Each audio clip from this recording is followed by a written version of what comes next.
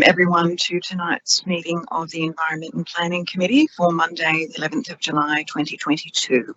I'd like to declare the meeting open at 7 p.m.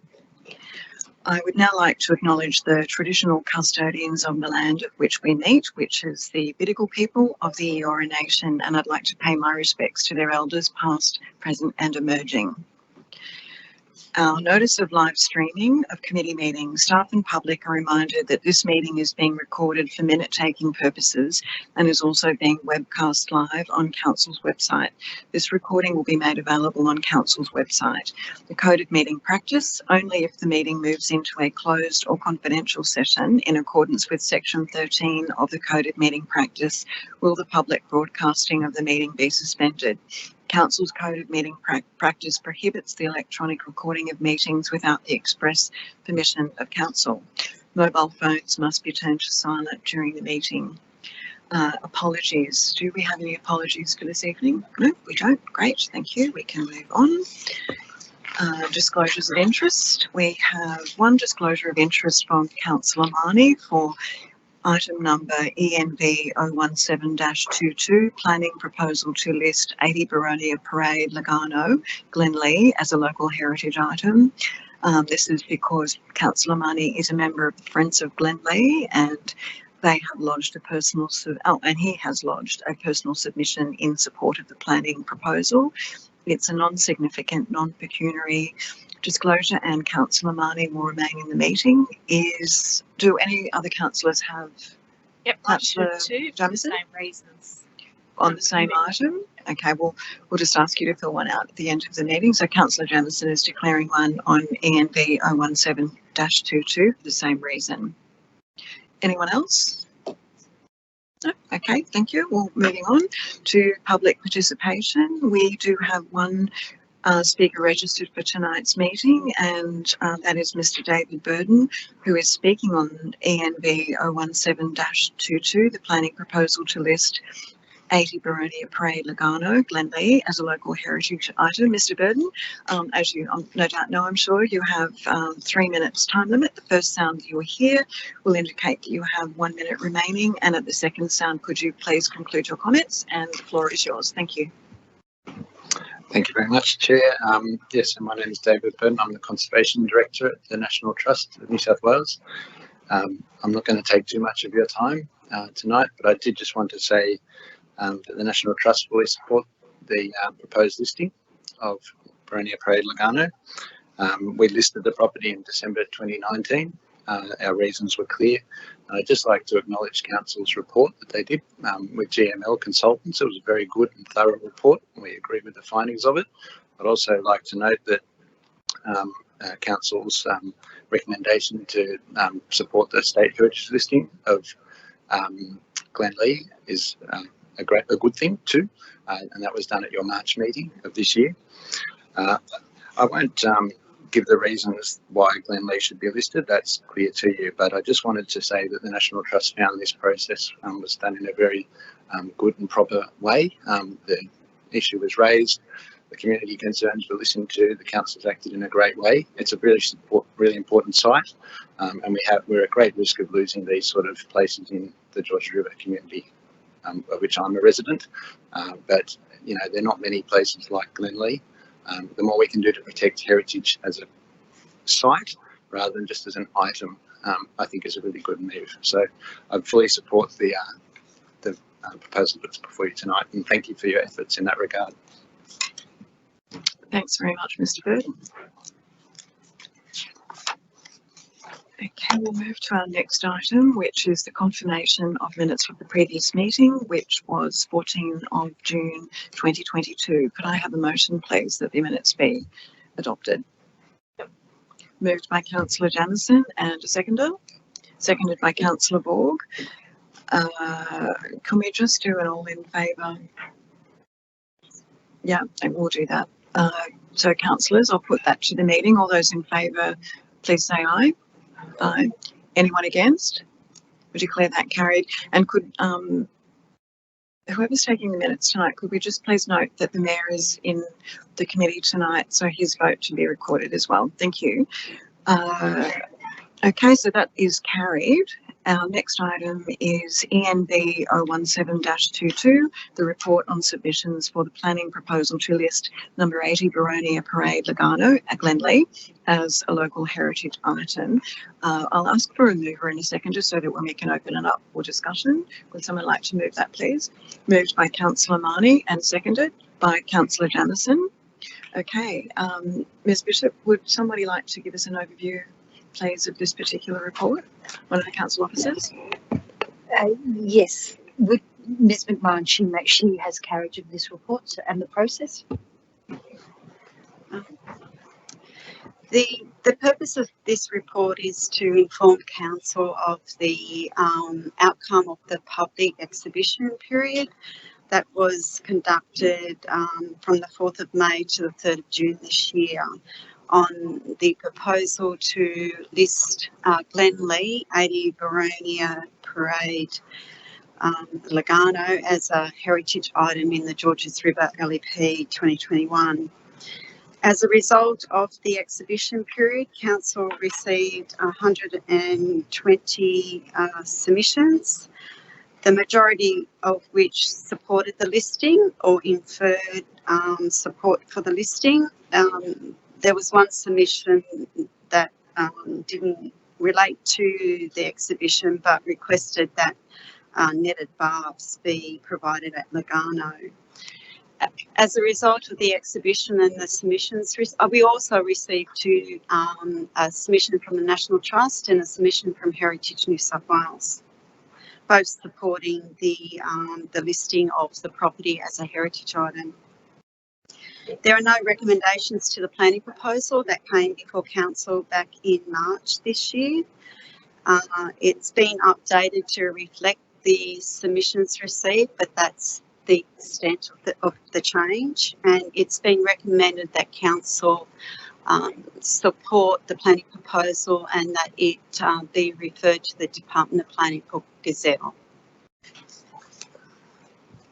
Thanks, Ms McMahon. Do any councillors have any questions at all for Ms McMahon or the Director?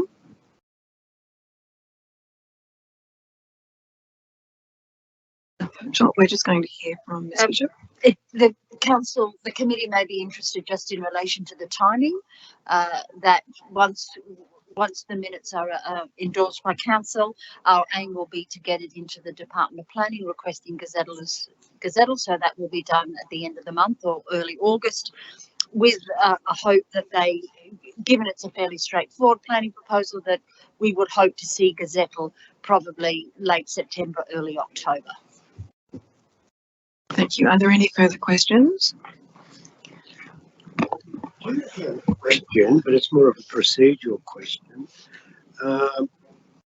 The proposal was viewed by the planning panel on the 29th of March, and then we got gateway approval on the 6th of April. I'm astounded how quickly the department acted. You're normally waiting 6 months, not 6 days. So, Ms McLaren, could you please explain how they function? Maybe tell us why it is. I totally agree. I think it's wonderful, but how is it that they can work 6 days? They can get something out in 6 days, and we're waiting for other things for 6 months. Through the chair, the Glenlee report, heritage report prepared by Gordon Mackay Logan, is of a very high standard, and it did cover everything that the department required to be covered. Also, the council officers liaise with the Department of Planning officers on this planning proposal, given the strong community support for it and the development application that had been lodged with council. So the department officers were forewarned, and they did have a copy of the draft report. So I think in terms of public, they saw the public interest and the merits in giving a gateway fairly quickly. But the Gordon Mackay report is very well done. I must admit it is. I really compliment them for such a, and you've only taken a few pages out of it, I presume, but very, very well done. And I think that's probably helped a lot, but I'm just a bit astounded, that's all. Thanks, Mr. Mayor. Just goes to show that sometimes they can move things rather quickly when the need is there. Are there any further questions or comments? Yes, please. It's relating to the state heritage listing that council has supported. Can the director give any update on the understanding of the process of that or the timings around that? Through you, Madam Chair, paragraphs 14 to 16 relate to the state heritage listing. The Heritage Council of New South Wales is meeting this month, so we will have, I think it's the second Tuesday, so it's most likely tomorrow. So we will have an outcome later this month. Thank you. Ms. McMahon, any further questions? Councillor Marnie. Just a comment, Madam Deputy Chair. I'd like to acknowledge the outstanding level of public interest shown in this agenda item, with 120 public submissions being received. Also like to thank the staff for their efforts in preparing such a comprehensive report in favour of the state heritage listing, and to Mr. David Burton of the National Trust for Investing Council tonight.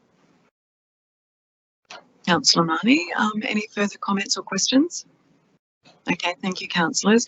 I'd also like to say it's a great outcome and it's a big step in the right direction for this particular location. It's the cultural and social significance cannot be overestimated, I think, and as a council we have united on this, and let's just hope that we can convince our state and federal counterparts to come up with some cash to actually purchase it and keep it in public ownership. Okay, I won't keep editorialising on that, but if we're going to take a vote on it, I think we probably need to record them individually. We either need to go around the room or do it by show of hands. I'm happy either way. Mr. Mayor, your vote, please. Madam Chair. 4. Councillor Ball. 4. Councillor Jamieson. 4. Councillor Marnie. 4. Councillor Tegg. 4.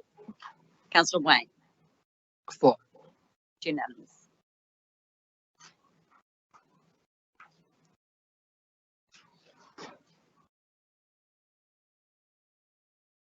I think that was, Ms McKinley, I think that was a unanimous count, so we'll declare that one carried, and thank you for to Mr. Burton for attending tonight.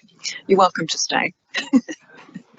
Okay, we'll move on to our next item, which is ENV 018-22, which is the review of Georges River Keeping of Animals Policy 2020. I'll just call for a mover and a seconder so we can discuss it. Would someone like to move it? No. Moved by Councillor Tegg. And seconded by Councillor Jamieson. Is Ms. Ballasty in the room? Oh, Ms. Bishop, you're going to speak to this one. Thank you. Okay, thank you. Through the committee via the chair. Look, the Keeping of Animals policy was adopted by the previous council in March 2020. Now, the policy, first I just want to stress that the policy provides a guide to the enforcement team, in particular the rangers, on the matters they should take into account when they receive a complaint about the keeping of animals and before they impose an order on a resident for the inappropriate keeping of animals. So first I just want to indicate that. So the policy outlines a number of criteria to guide the regulator in how the appropriate conditions that an animal should be kept in. Now, the wider policy is before you again this evening to be placed on exhibition is that the section 165 of the Local Government Act requires when a new council is elected, that a local's policy, the local approvals policy of which this is, needs to be re-endorsed.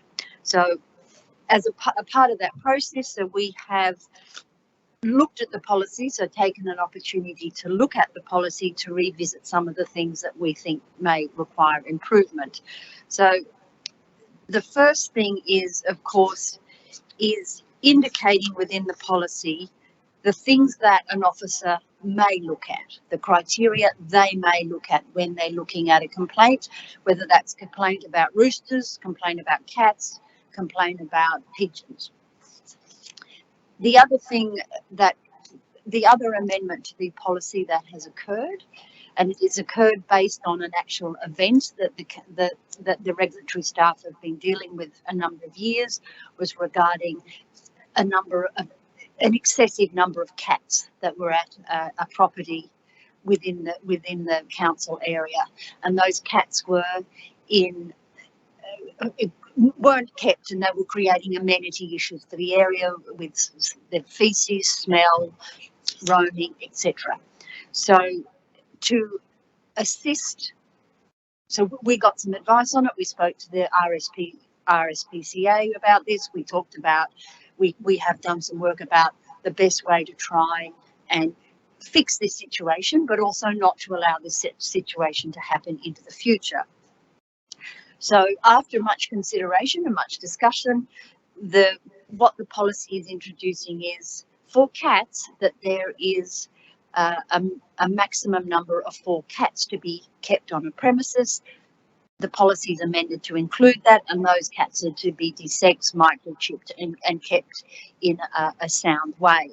Now, I want to reinforce, if you keep 10 cats and those cats are kept in good condition, that's not an issue. The reason the limit of 4 cats comes in, because if those cats are not, if you're a cat owner and you're not keeping your cats in the appropriate condition, it allows council to take action and to work with you to make sure that that complaint or that amenity issue is addressed. The report is asking for the policy to be placed on exhibition for a period of 28 days. Thanks, Ms Bishop. Do any councillors have a question?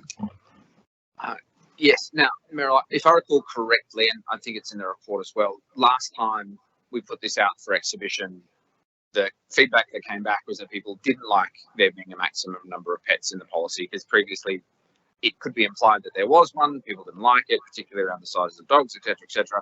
So are we sure, like, given that the community has previously said they don't like the idea of a maximum number of pets, if I'm recalling this correctly, how are we going to assuage their concerns that this isn't just us doing the same thing we tried to do before and then decided not to do, I suppose? Through you, Madam Chair, to Councillor Teague, yes, you are correct. And I think probably the issue we had last time was, I don't think we could have improved the way that we placed the policy on exhibition. So we really weren't reinforcing that if you're a responsible pet owner, you can have 25 chickens, 150 pigeons, 15 cats. But it's only when a complaint has been lodged that we need to have a framework in place that has put a limit on cats. Dogs, no dogs on animals. So it also identifies that the criteria, we may look at that one of the criteria or all of the criteria in relation to how a person is managing it. So I think we have learnt our lesson here, I guess, is in relation to seeing if we can put the message out there that this is really only when we receive a complaint, and it's only when we look at this when we have to issue an order. So in that regard, is it phrased along, a limit of 4 cats where those cats are not? Like, what I'm saying is it presented as, we will only use these things if we need to use them, but the policy as written says 4 cats that need to be microchipped, desexed, and in good working order. I think that well looked after, I think is what it says in the policy. Could it be better phrased that there is a limit of 4 where those cats are not these things? You know what I mean? Like, that's so that it's clear that if your cats are desexed, microchipped, and well looked after, the limit doesn't apply. as opposed to sort of saying this whole thing applies, but we'll only use it when we need to, if you know what I mean. Just to make it clear that if these other bits don't apply, then this bit at the start doesn't apply. Just by way of assuaging concerns that might exist. Through you, Madam Chair, to Councillor Teague, I will take that comment on board, and I'd hate to try and finesse this wording on the run, but I will take that on board. I think Councillor Jamieson has also raised the same issue, and see if we can provide some clarity around that clause 4.41 before we place on the next submission. So I'll give that commitment to do that. I was, Warren, what you've raised there is what I was going to question as well. And I think that would solve the concern I had, where if it said there were a limit of 4, but a neighbour was misusing the policy to report a neighbour they didn't like, then that provision would overcome that situation. So I think that would be a good suggestion as well for that reason. Thanks, Councillor Borg. Are there any other questions? Yeah, through the chair. Thank you. To me? Look, I do support the policy to go on exhibition. I do have a few issues, but I don't want to discuss them now. I just wait and hear from the community as to what they say and what they believe. I do have an issue. Is there any possibility of being able to ban, let's say, a breed such as a pit bull terrier? The number of times I've heard that children have been dragged off, beaten, attacked by pit bull terriers is insurmountable, and it concerns me that it's a killer dog and people want to keep a killer dog as a pet. So do we have any avenue where we can say no pit bull terriers in our local government area? Through you, Madam Chair, to Mr. Mayor, that there are provisions in place that we have regarding dangerous animals. Banning a certain animal within our LGA is really not an appropriate thing. It's not practical for us to do so. But I think please have some comfort that there is a whole lot of provisions in place regarding dangerous dogs, and of which that dog falls under that criteria. Ms. Bishop, and thanks, Mr. Ned. Are there any other questions from any councillors? Okay, I just want to quickly make a comment that the issue that was highlighted within the body of the report in relation to the keeping of cats in a particular property, I'm aware of that, and I know that it was greatly impacting on the neighbours. So I think if this policy can help our council officers address things a little bit more, gives them something to hang it on, so to speak, I think it's going to be well worth it. The other, I did have a quick question, and as Mr. Spoon is not with us tonight, it may need to be taken on notice. One of the issues that's been raised with me on a number of occasions is stray cats having litters underneath people's houses, and they end up becoming liable for them. And I understand that at one stage, the council was referring them to the Sydney Dogs and Cats Home, and they were referring them back to council. Is there something within the policy that we can spell out how somebody needs to manage that so that they're not actually left out of pocket, which I know anecdotally some people have? They need to take it and get them desexed or get cat traps or whatever they need to do. And I think our policy is silent on that. It is. Yeah.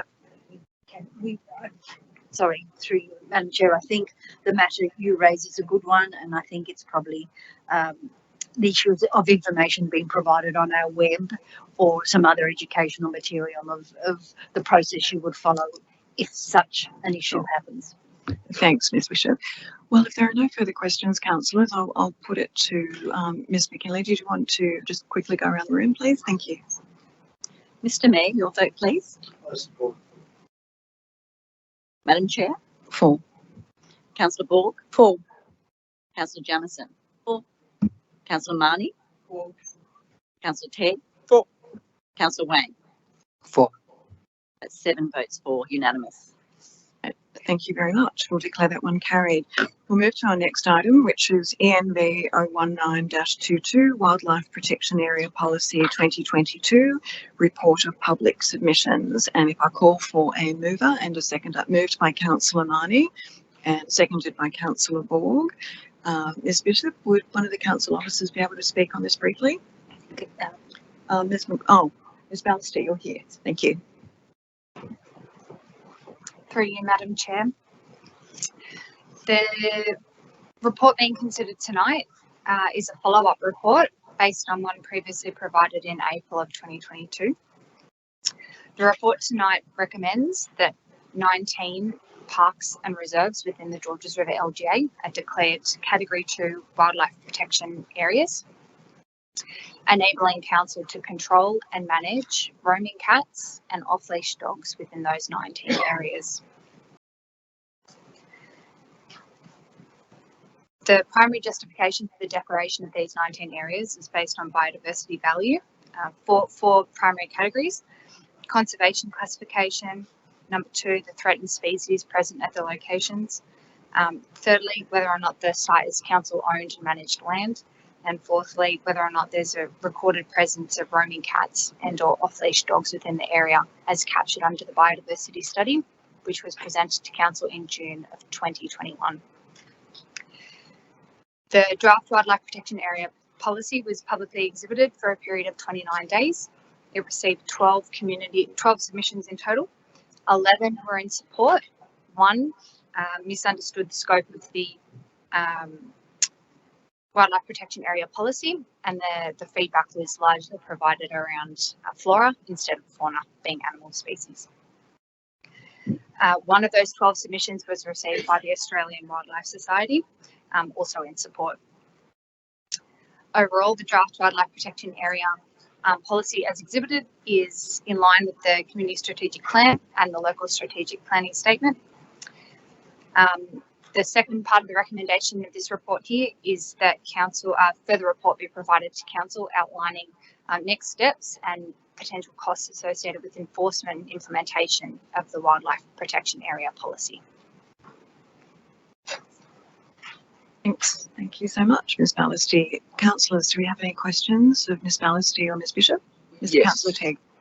What will this declaration mean for existing off-leash dog facilities in these locations? If the off-leash dog areas are within one of these 19 declared areas, there will be no change. That area will already be declared as an approved and authorised off-leash dog area. The intent of this declaration is for areas that may be outside that declared off-leash zone area. So, for example, in treed areas or outside any sort of fenced area. So, no implication within the declared off-leash area. Thanks, Ms Ballister. Councillors, any other questions, Mr Mayor? Yeah, thank you. Through the chair. It's just more of a knowledge question. When a cat's let loose into natural bushland, apparently its personality changes. Would that be correct? After a long while. Would that be correct? Because I'm just wondering, what I'm getting at is this. Cat gets loose, someone loses their cat, goes into the natural bushland. It's got a tag around it or whatever it is. After 6 months, they find the cat. Is this business of being feral? Does that mean that the cat gets a different personality and becomes aggressive? And would you then give that? Would it then be judged as being feral, even though it might be someone's pet, because they can identify it? I will just speak through you, Madam Chair, from my own personal experience. Okay, see if I can answer it. So I had a feral cat, had a litter in my house, right? They became domesticated. Okay, I moved house.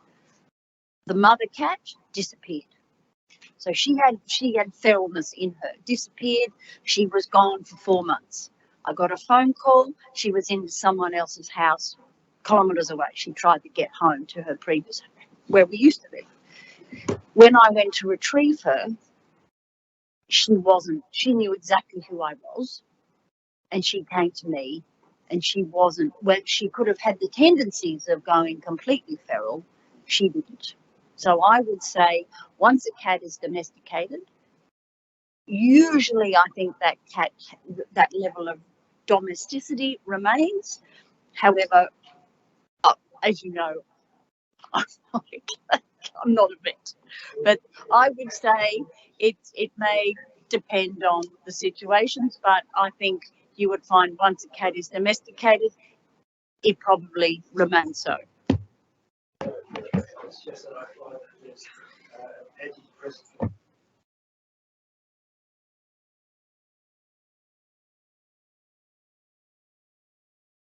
Thanks, Mr Mayor. Councillors, any more questions? Absolutely. Okay. All right. Well, thank you. I think we'll put it to a vote then, unless, Mr Mayor, you've got any other anecdotes you'd rather share with us? Okay. Well, we'll move on. Okay. Well, thank you. We might, Ms McKinley, we might take a vote if that's okay. Thank you. Mr Mayor, your vote. 4. Madam Chair, For. Councillor Ball, 4. Councillor Jamieson, For. Councillor Marnie, Councillor Tegg, 4. Councillor Wang. 4. That's 7 votes for, unanimous. Thanks so much. We'll declare that one carried. And thanks to the council officers for preparing that report. The next item on the agenda is ENV 020-22, Zero Litter to Georges River, a progress update report. Could I please have a mover and a seconder? Moved by Councillor Jamieson and seconded by Councillor Tegg. Thank you. And Ms Bishop? Before I hand over to Ms Balestier, I'll just give you, just to put some context in it around this report. So this came to, the council resolved in June 2022 for us to report to you every couple of years about the work that Ms Balestier and her team are doing in relation to litter control and controlling the litter that goes into the Georges River. This is a really comprehensive report, but Ms Balestier will give you some of the highlights of what we do in relation to whether it's education, mechanics like gross pollutant traps, and the work that the Riverkeeper do. So as I say, it is a comprehensive report, it's a good report, and Elise will just give you the highlights. Through the chair. As Ms Bishop mentioned, this report is provided, it's the first of an update report provided since the June resolution and zero litter target was set. A further report will be provided in 2 years and every 2 years thereafter. Council works with the Georges Riverkeeper to implement and action some of our responsibilities with regards to managing terrestrial-based litter within land-based areas of the LGA. It's in partnership with we are one of 8 member councils of the Georges Riverkeeper, striving towards maintaining river health and reducing litter within the catchment area. The extent of the update provided within this report looks at a number of key areas and reports on our progress towards those key areas in maintaining the litter target. So those include matters such as litter removal, in partnership with corrective services to undertake routine and regular litter removals and litter picks from waterways and estuarine areas within the catchment area. Routine and regular river health monitoring and publishing such reports in the State of the Georges River report, which is published by the Georges Riverkeeper and available on Council's website. Litter collection through Council's responsibilities for maintaining street, park and public litter bins and maintaining regular and routine collection services of waste throughout the LGA. Managing illegally dumped waste and abandoned vehicles and through relevant enforcement of such activities. Maintaining infrastructure, infrastructure upgrades, servicing of gross pollutant traps within the LGA and removing such litter from entering into the river waterway area. Also undertaking education and capacity building work, so partnering with local schools for school litter programs, contributing towards the ban on plastics at a statewide level, delivering on litter strategies at a state and local level. More locally, we've also looked at litter education programs, implementation of plastic bans through the Sustainable Event Guidelines published by Council, and also through our continued support of the Georges River Keeper. As I mentioned earlier, a further report will be provided in a further 2 years as we continue to work towards this target. Thanks, Ms. Ballasty. That's a very comprehensive report, and thank you for presenting it to us tonight. Also, councillors, if you haven't had a chance yet to go through the River Keepers brochure, which is attached at the end, do. It's a lot of very valuable and interesting information in there. Are there any other questions from councillors?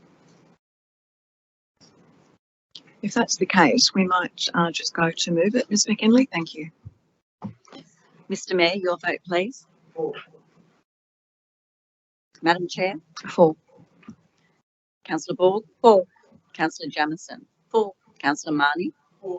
Councillor Teague. For. Councillor Wang. For. 7 votes for, unanimous. Great, thank you so much. We declare that one carried, and that brings us to the end of tonight's meeting, and we will close the meeting at 7:36 p.m. Thank you to everybody for your attendance, and thank you to the council officers for all the work putting together this business paper for tonight. Good night.